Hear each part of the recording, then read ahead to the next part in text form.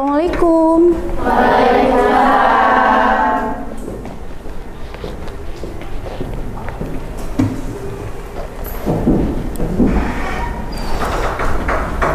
Apa kabar semuanya?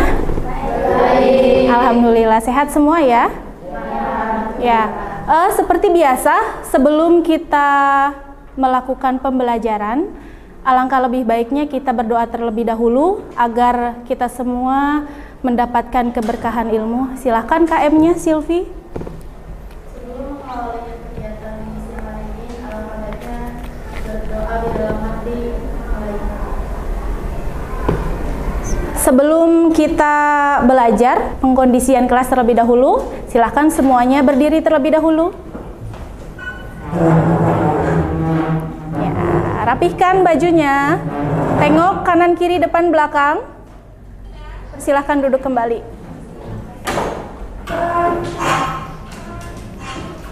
Ya, sebelumnya Ibu akan absen terlebih dahulu. Yang tidak berangkat siapa ya? Muhyiddin, kenapa? Terima kasih untuk yang sudah konsisten hadir ya. Kalian artinya tidak menyia-nyiakan waktu muda kalian untuk belajar. Ya, untuk yang sedang sakit, mari kita doakan agar mereka segera sembuh, pulih dan bisa bergabung dan belajar kembali bersama kita semua di sini ya. Baik, kalian masih ingat pertemuan sebelumnya? Di minggu lalu itu kita belajar tentang apa ya? Pengertian bioteknologi, kemudian perbedaan bioteknologi. Ya, ada dua jenis, ada konvensional dan modern. Selanjutnya? Dan contohnya, berarti kalian masih ingat.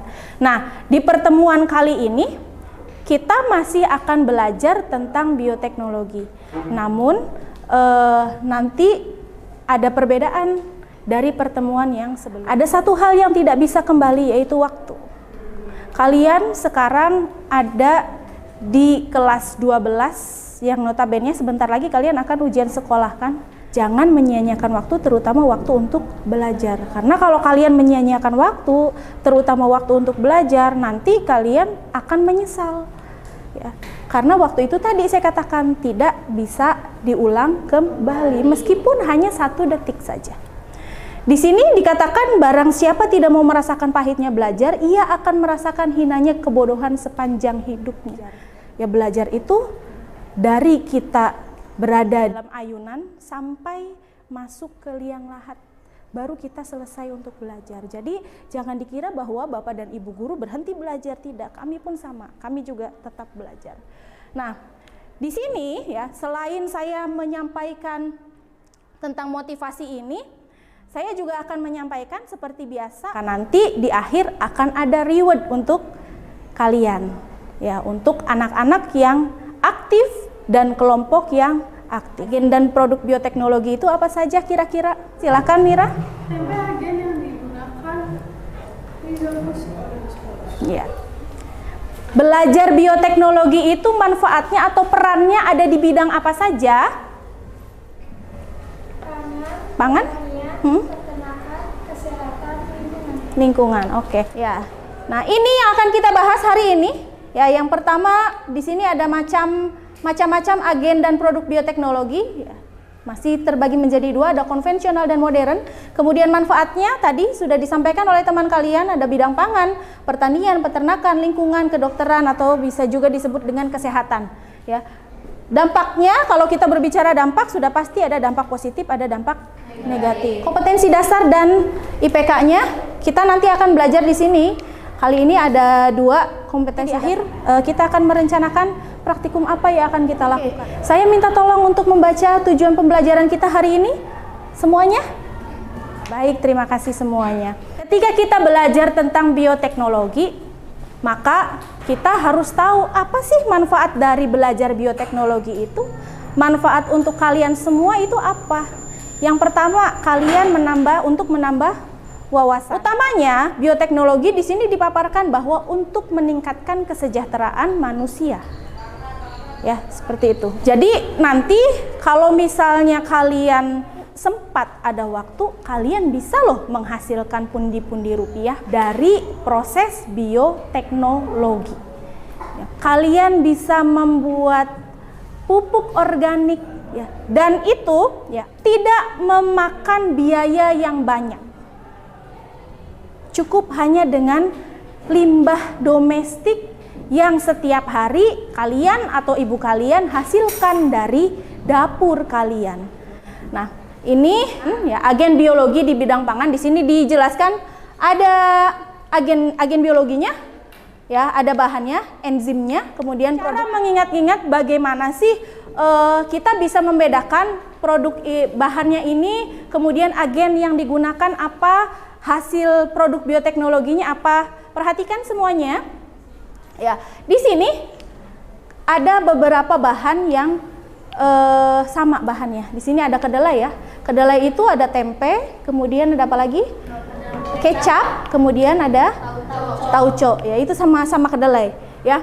Nah, di sini yang harus kalian ingat, kalau hasil atau bahannya itu adalah kedelai, maka yang harus kalian ingat Rhizopus kuncinya. Atau satu lagi adalah Aspergillus. Kalau tempe sudah pasti Rhizopus, ya, baik itu Oryzae ataupun Oligosporus. Tapi kalau misalnya yang lain, ya, di sini apa nih yang Aspergillus nih? Tauco ya, ada tauco ya. Kemudian ada kecap juga. Susu yang harus kalian ingat, karena susu itu kan mengandung asam laktat, ya, maka biasanya itu menggunakan Lactobacillus. Itu kuncinya. Ya, sisanya yang tidak ada yang sama, kalian bisa ingat-ingat.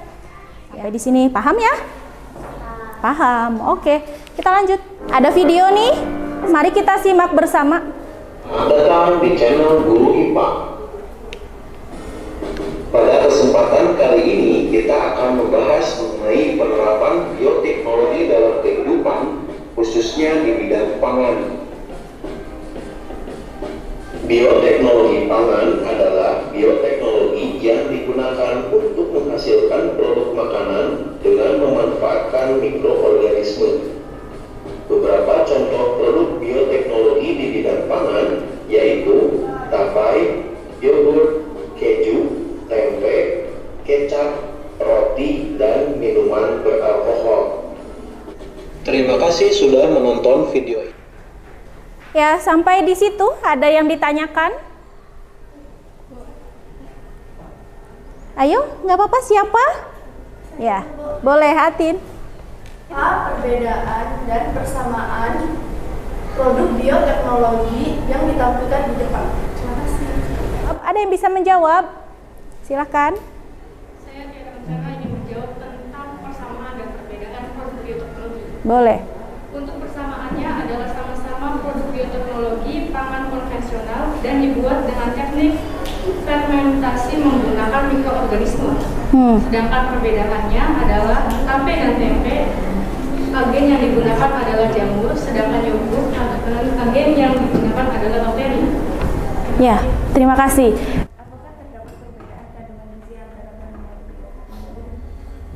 Kandungan gizi, oke, berarti yang sebelumnya ya. Terima kasih, silakan duduk.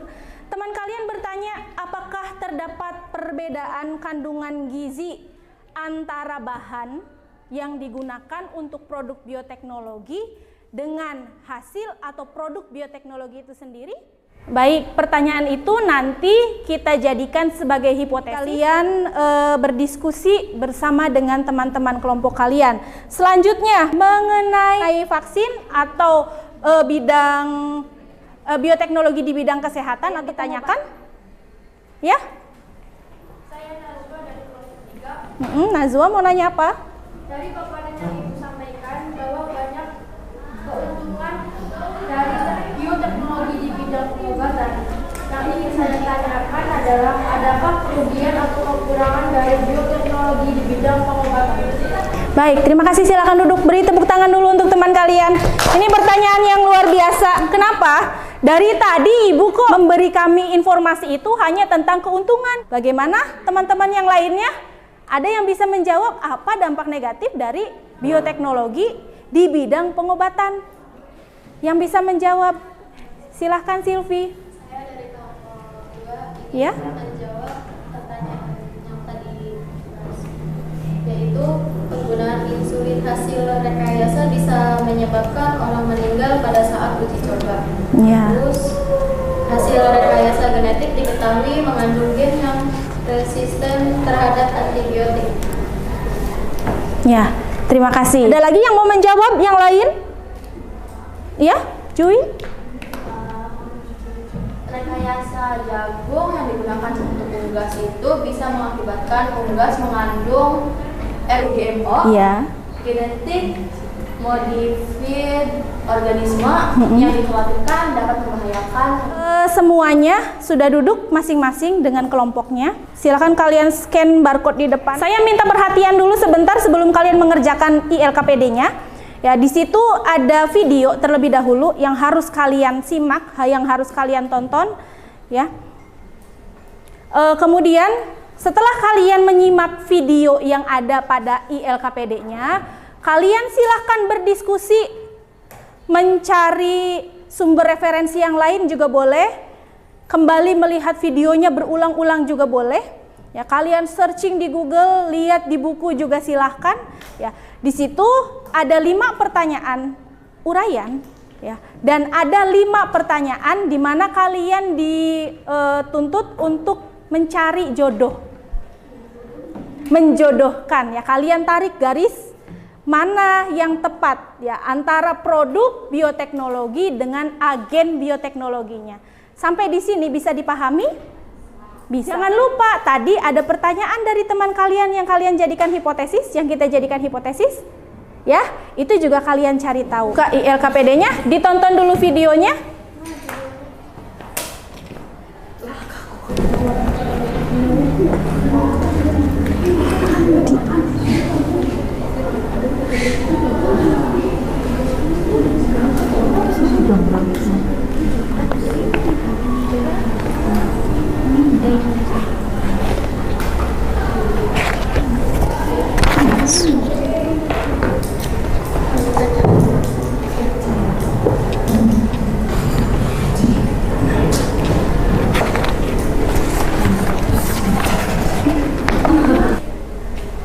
Boleh ke depan yang sudah.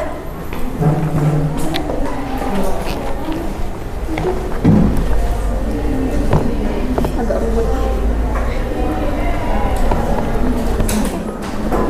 Terima kasih. Kelompok kalian duluan ya. Berdiri satu kelompok. Biar menjadi perhatiannya hasil diskusinya. Ya, pasti terdapat perbedaan perubahan bahan baku menjadi produk bioteknologi melalui proses fermentasi. Silakan kembali duduk. Untuk jawaban LKPD-nya sudah terekam ya oleh saya. Ya, mari kita tarik kesimpulan dari hasil pembelajaran hari ini. Ada yang bisa menarik kesimpulan? Jadi tahu apa bakteri yang Nama bakteri agen dari agen biologi dari bioteknologi gitu ya, yang digunakan untuk menghasilkan produk bioteknologi. Apalagi? Iya, Silvi. Bioteknologi bagi kehidupan menimbulkan beberapa dampak, baik dampak positif ataupun dampak negatif. Di antaranya dampak di bidang lingkungan. Ya, ada dampak positif dan ada dampak negatif. Sebelum kita tutup dan kalian mengerjakan post test, ya, kita ice breaking terlebih dahulu. Kalian boleh tepuk sejumlah dengan tepuk yang saya sebutkan, tapi kalian tidak boleh tepuk kalau saya tidak menyebutkan kata awal tepuk. Konsentrasi. Tepuk 1, tepuk 2, tepuk 2, tepuk 2, 3, tepuk 1, tepuk 2, tepuk 3, tepuk 1. Ayo maju ke depan. Saya tanya, apa bedanya antara tempe dengan yogurt? Agen jamur. Ya, kalau tempe, kalau yogurt bakteri. Oke, terima kasih, tepuk tangan untuk teman-teman kita. Baik, yang terakhir post-test, silakan kalian scan. Ini hanya ada 5 pertanyaan ya. Silakan kalian scan, kalian jawab dengan teliti. Finish? Oke. Saya minta masing-masing ketua kelompoknya maju ke depan. Ini adalah bahan yang nantinya akan digunakan untuk kalian praktek. Kita nanti akan membuat POC. Apa itu POC? POC itu adalah pupuk organik cair. Ya. LKPD-nya sudah saya share. Ya, jadi silakan, ini ada 5 ya, karena kelompoknya ada 3, silakan ngambil 1. Ketua kelompoknya masing-masing ambil 1 saja. Ya, yang mana aja? Oke, silakan dibuka. Baik, kita cukupkan sampai di sini. Ya, jangan lupa pertemuannya akan datang. Kita itu akan praktikum. Ya, nanti ketika bertemu dengan saya adakan monitoring apa kesulitan kalian seperti itu ya. Kemudian selamat kelompoknya Silvi, silakan maju ke depan. Selamat untuk kelompoknya Silvi.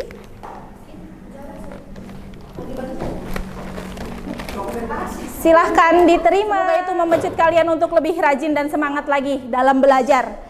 Ya, baik, kita cukupkan sampai di sini.